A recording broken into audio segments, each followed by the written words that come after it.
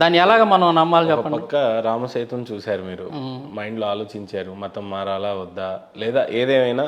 అవును. ఒక పక్క ద్వారకని అవి చానాళ్ళు నన్ను ఆపినాయి అట్లాగా. చరిత్ర ఉంది కాబట్టి, అంత పాతది అని అంటున్నారు. అవును అంటున్నారు కాబట్టి ఇక సో మనం ఆలోచించాల్సిందే, తొందరపడకూడదని చెప్పేసి నేను మళ్ళీ అన్వేషణ స్టార్ట్ చేశాను.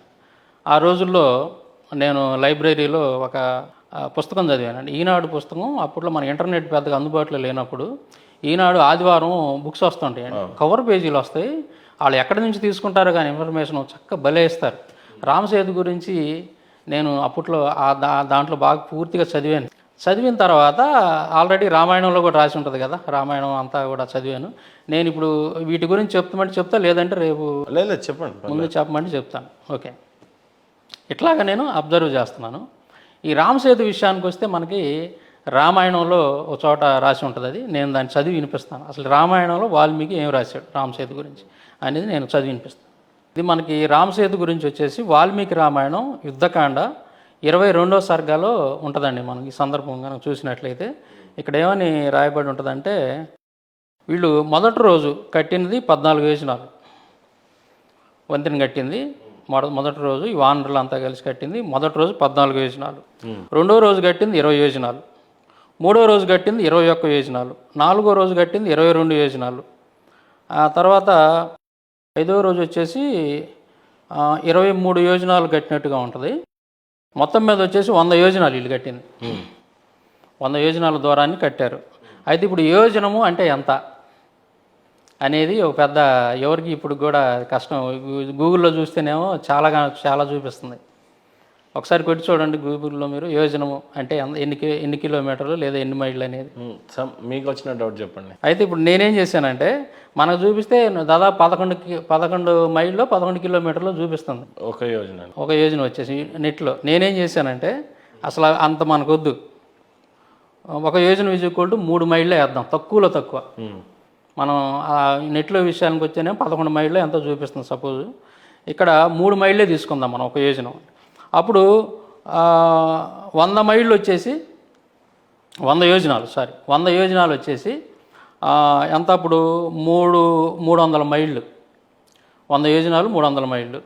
ఒక మైలు ఈజ్ ఈక్వల్ టు 1.6 కిలోమీటర్. ఆ లెక్కన మరి 300 మైళ్ళు వచ్చేసి మనకి 300 మైళ్ళు వచ్చేప్పుడు ఎంత అవుతుంది? 300 కిలోమీటర్లు.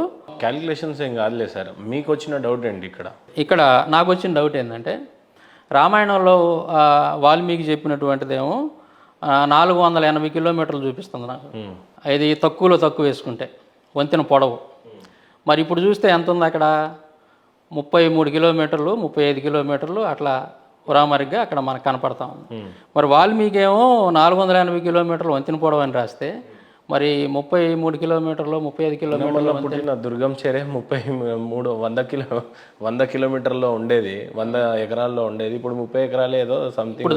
ఇప్పుడు దాన్ని ఇలా అనుకోవడానికి లేదు. కారణం మన పరిస్థితుల్లో చాలా కారణం చెప్తాను నేను. ఇప్పుడు ఇది వంతెన ఎలా ఎక్కడ కట్టారు? మనం ఏదన్నా బయట ఎక్కడన్నా కడితే అది శిథిలం అయిపోయిందండి, లేదంటే అది ఇంకోటి ఏదో అయిపోయిందని చెప్పొచ్చు. సముద్రానికి ఈ దరి నుంచి ఆ దరికి కట్టి ఉంది వంతెన, దీని ప్రకారం. కానీ మరి అది సముద్రం ఎండిపోయింది అనుకోవాలట్టయితే మరి 480 కిలోమీటర్లు పొడవు ఎక్కడ, 33 కిలోమీటర్లు అంటే దాదాపు 450 కిలోమీటర్లు వంతెన ఏమైపోయింది? ఇప్పుడు మీరు అన్నారు చెరువుది ఒక ఉదాహరణ చెప్పారు, అది ఇక్కడ అప్లై చేయడానికి కుదరదు. మీకున్న ప్రాబ్లం ఏంటి అంటున్నారు? అదే నేను చెప్తున్నానండి. అంటే ఎందుకు ఇంత తగ్గింది, అది నిజమో కాదో అనేది మీ క్వశ్చన్. కాలమాన పరిస్థితుల్లో ఎక్కడ కూడా సముద్రాలు ఎండిపోలేదు. నదులు ఎండిపోయినాయి, లేదంటే చిన్న చిన్న వాగులు వంకలు ఎండిపోతాయి, కానీ సముద్రాలు ఎక్కడ ఎండిపోలేదు. కాలమానాలు కొన్నిసార్లు వెనక్కి వెళ్ళిపోయినాయి ఉన్నాయి, సునామీలు వచ్చినాయి. అవును, అది ఎండిపోవటానికి ఇప్పుడు అంటే దాదాపు మన డిబేట్ క్యాలిక్యులేషన్ మీద కాదు, మీ సాక్ష్యం మీదనే. అదే నేను అంటున్నాను. Later on will go. అంటే మీకు అక్కడ ఏమనిపించిందో చెప్పండి చాలు. ఇక్కడ ఏంటంటే, నాకు రామాయణంలో రాసినటువంటిది అక్కడ ఉన్నది ఒకటి కాదు, అది ఎంత మాత్రం కూడా కాదు. ఇంకోటి ఏంటంటే, అలాంటివి ప్రపంచవ్యాప్తంగా ఇంకా 7 చోట్ల ఉన్నాయి. వీటిని ఇంగ్లీష్లో షోల్స్ అంటారు. ఎందుకు అలాంటివి ఏర్పడతాయి అని అంటే, సముద్రాల్లో ఉన్నటువంటి భారీ పెద్ద పెద్ద తిమింగలాలు, ఏదైతే జీవరాశులు ఉన్నాయో అవి చనిపోయినప్పుడు వాటి కళేబారాలన్నీ కూడా ఇసుకతోటి మేట వేసుకుపోయి అట్లా ఒక ఆ, సన్న దారిలాగా అట్లా కనపడుతూ ఉంటుంది మనకి, అదేదో ఒక దారిలాగా వంతెనలాగా కనపడుతూ ఉంటుంది. అలాంటి ఇంకా ప్రపంచవ్యాప్తంగా కూడా ఇంకా 7 చోట్ల ఉన్నాయి. సో ఇది వాల్మీకిలో రామాయణంలో రాసినటువంటిది ఇది ఒకటి కాదని చెప్పేసి నాకు క్లారిటీ వచ్చేసింది. తర్వాత చూస్తే రెండోది ఏంటిది, ఇంకోటి అడ్డం ఉన్నది. ఇండియా మొత్తం దాని మీద పెద్ద పెద్ద డిబేట్లే జరిగింది. వాటి గురించి నేను తర్వాత మాట్లాడాలని మాట్లాడలేదు. తప్పకుండా మళ్ళీ సాక్ష్యం అయిపోవాలని చెప్పేసి I'm just waiting for it. So మీకు ద్వారకా అనేది ఉంది. ద్వారకాలో కూడా మరి అక్కడ పరిశోధన చేశారు చాలామంది. ఎస్ఆర్ రావు గారు అని చెప్పేసి కర్ణాటకకు చెందినటువంటి ఒక వ్యక్తి, సైంటిస్టు, ఒక బృందంతో వెళ్ళి ఆయన పరిశోధన చేశాడు. పరిశోధన చేస్తే అక్కడ ఎక్కడ కూడా కృష్ణుడికి సంబంధించిన ఆలవాలు కానీ లేదా భాగవతంలో కానీ మహాభారతంలో కానీ అక్కడ ద్వారకాకు సంబంధించి ఏ విధంగా అయితే రాయబడి ఉందో అట్లాంటిది ఏది కూడా ఒక రాజులకు సంబంధించినటువంటి శాసనాలు కానీ శిలాఫలకాలు కానీ ఒక్కటి కూడా అక్కడ ఏది దొరకల. లోపల వీళ్ళు సబ్మెరైన్ లోపలికి వెళ్ళి మొత్తం కూడా పరిశోధన చేశారు, ఏమీ దొరకల. అక్కడ వాళ్ళు బయటికి తీసింది ఏంది అని అంటే గుండ్రాళ్ళు, లంగర్లు. ఆ రోజుల్లో అక్కడ ఓడలు అన్నీ ఆపుకునేవాళ్ళు కాబట్టి వాటికి సంబంధించినటువంటి లంగర్లు, ఇంకా ఏదో చిన్న చిన్న వస్తువులు ఏదో దొరికినాయి తప్ప వాళ్ళు అది కూడా ఏంటంటే మనుషులు వాళ్ళ జీవన అవసరాల కోసం వాడేటువంటి వస్తువులు ఏవి ఒకటి కూడా దొరకల. బయటికి తీశారు. సరే వీటిని నన్ను పరిశోధన చేద్దామని చెప్పేసి వీళ్ళు పరిశోధన చేస్తే అవి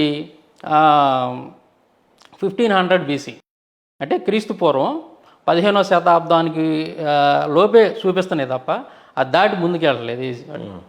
ఇది దొరికినటువంటి లంగర్లు కానీ రాళ్ళు కానీ అలాంటివన్నీ కూడా. సో మరి కృష్ణుడికి సంబంధించి ఏదో ఒకటి ఉండాలిగా. అక్కడ ఒక నగరం మునిగిపోయింది అంటున్నారు. ఏముంది మరి లోపల ఆ నగరం ఏది, ఆ గుళ్ళేయి, ఆ కృష్ణుడికి సంబంధించినటువంటి ఆనవాళ్ళే అక్కడ. కాబట్టి ఇది కూడా కరెక్ట్ కాదని చెప్పేసి నాకు అర్థమైపోయింది. నేను దాని మీద చాలా పరిశోధనలు చేశాను. మీకు కావాలంటే నేను ఇప్పుడు చూపిస్తాను. నేను లేదంటే తర్వాత మాట్లాడదాం అంటే మాట్లాడదాం. మీ సాక్ష్యం అయిపోయిన తర్వాత అది మాట్లాడదాం. ఓకే. అట్లాగా నేను ఆ రెండింటిని కూడా క్లియర్ అయింది నాకు. అది కరెక్ట్ కాదని గ్రంథాల ప్రకారంగాను అలాగే ఇప్పుడు ఉన్నటువంటి దాని ప్రకారం కూడా చూస్తే అది కరెక్ట్ కాదని చెప్పి నాకు అర్థమైంది. సో అప్పుడు నేను అన్వేషణ మొదలుపెట్టాను. సరే ఇది కాదన్న మరి ఎవరు దేవుడు అంటే ఎవరు, ఇన్నాళ్ళ నుంచి మనం ఆరాధించాం. చూస్తేనే కనీసం మోరల్ వాల్యూస్ కూడా లేవు మన దేవుళ్ళుగా పూజించినటువంటి వాళ్ళలో, చదివినటువంటి వాటిలో.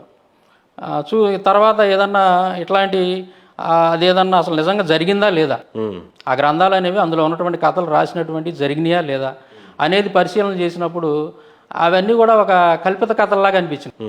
ఈ రెండు ఏదైతే ఉన్నాయి రామసేతు, ద్వారకా, వాటి మీద కొన్నాళ్ళు నేను ఆగి పరిశోధన చేసినప్పుడు అవి కూడా కరెక్ట్ కాదని తేలిపోయింది. ఇంక ఇప్పుడు నా అన్వేషణ అప్పుడు నిజంగా మొదలైంది. పక్షపాతాన్ని పక్కన పెట్టి ఈ గ్రంథాలు చదువుతున్నప్పుడు బైబిల్ గురించి చదవటం మొదలుపెట్టినప్పుడు అక్కడ యేసుక్రీస్తు గురించినటువంటి ఆయన వ్యక్తిత్వం అంతా కూడా, క్యారెక్టర్ అంతా కూడా ఎక్కడ కూడా చిన్న మచ్చ కూడా నాకు కనపడలేదు. ఉదాహరణ కనుక చూస్తే మనకి యోహాను సువార్త నన్ను బాగా ఆకర్షించినటువంటి వాక్యం. యోహాను సువార్త 8:46 మాట ఉంటుంది, నాలో పాపం ఉన్నదాన్ని మీలో ఎవడు స్థాపించగలరు. ఆ మాట నన్ను ఒకసారిగా ఆపేసింది, ఆలోచించేసి. నాలో పాపం ఉన్నదని మీలో ఎవడు అంటే నాలో పాపం ఉన్నదని మీలో ఎవడైనా రుజువు చేయగలడా, చూపించగలడా నాలో పాపాన్ని అని చెప్పి ఆ కాలంలో ఉన్నటువంటి యోధా సమాజం మొత్తానికి కూడా ఆయన ఒక సవాల్ విసిరాడు. ఎవరు కూడా ఆయనలో ఇదిగో నువ్వు పలానా తప్పు చేసావు, ఇదిగో నువ్వు పలానా ఇది చేసావు అని చెప్పేసి ఆయనలో చిన్న మచ్చ కూడా చూపించలేదు. బైబిల్ మొత్తం కూడా మనం చదివితే, ఆయన జీవితం అంతా కూడా చదివితే పరిశుద్ధుడిగానే ఉంటాడు.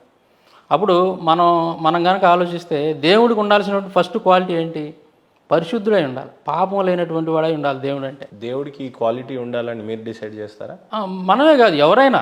ఇప్పుడు కామన్ సెన్స్ ఉన్న వాళ్ళు ఎవరైనా సరే, ఇప్పుడు ఒక వ్యక్తి దొంగతనం చేశాడు, దాన్ని మంచిదంటాం మనం. ఒక వ్యక్తి వ్యభిచారం చేశాడు, ఏమో దేవుడికి ఏమని అనిపించింది. దేవుడు కాదు ఇప్పుడు మినిమం కామన్ సెన్స్ మనకు ఉంటుంది కదా. దేవుడు జ్ఞానం అనేది మనకు పెట్టాడు కదా. మన కళ్ళ ముందు ఎవడైనా, ఉదాహరణకి ఆకులు తినటం మీకు తప్పులేదు. ఆకులు తినేది ఏంది, ఆకులు వెజిటేబుల్స్ తినటంలో కొందరికి నేను ఉదాహరణ చూడండి, సరిపోయేది చెప్పండి. ఉదాహరణ చెప్తా. సపోజ్ బ్రాహ్మణులు ఎవడు కూడా వెజ్జే తింటారు, నాన్ వెజ్ తింటారు. ఆకులు కూరగాయలు అన్నీ తింటారు. మీరేమో నాన్ వెజ్ తింటారు.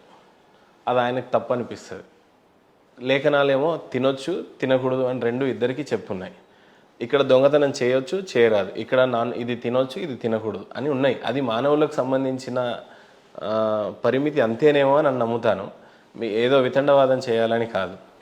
దేవుడికి ఈ క్వాలిటీస్ ఉండాలి అని చెప్పి మానవుళ్ళు ఇదిగో దేవుడు అంటే ఇలా ఉండాలి, సెక్స్ చేయకూడదు, చేయొచ్చు, పాపం చేయొచ్చు, చేయకూడదు, ఈ డిబేట్కి నేను సూపర్గా తీసుకెళ్తాను నేను మిమ్మల్ని. ఖచ్చితంగా మీ సాక్ష్యం ఫినిష్ అవ్వట్లేదు, అయితే అదేమో పెద్ద గ్రంథంలా ఉంది. మీరు చెప్పినటువంటి ఎగ్జాంపుల్ ఏదైతే ఉందో, మీరు ఆహారపు అలవాట్ల గురించి చెప్పారు. దేని గురించి అయినా, కాదు, కాదు. దొంగతనమైన కాదు, మర్డర్ కావచ్చు, డిఫరెంట్ మానభంగాలు కావచ్చు, డిఫరెంట్ చూపిస్తాను. మీరే ఈవెన్ దేవుళ్ళలో పాపం లేదు అని అన్నారు, అవును, యేసు ప్రభు వారిలో పాపం లేదు అని అన్నారు. చెప్తాను నేను, డెఫినెట్ గా will go on the debate. తప్పకుండా. ఓకే, మీ సాక్ష్యం ఫినిష్ చేస్తా. తప్పకుండా. ఇప్పుడు మనకుండే ఆహారపు అలవాట్లు వేరు, నైతిక విలువలు వేరండి. నైతిక విలువలని ఆహారపు అలవాట్లతో కంపేర్ చేయకూడదు. ఇంకోటి ఏంటంటే, మీరు అన్నారు బ్రాహ్మణులు తినలేదు అది ఇది అని చెప్పేసి. కొందరు తింటారు, కొందరు తినరని. అసలు గ్రంథాలు ఏం చెప్తున్నాయి? గ్రంథాల్లో ఏం చెప్తున్నాయి?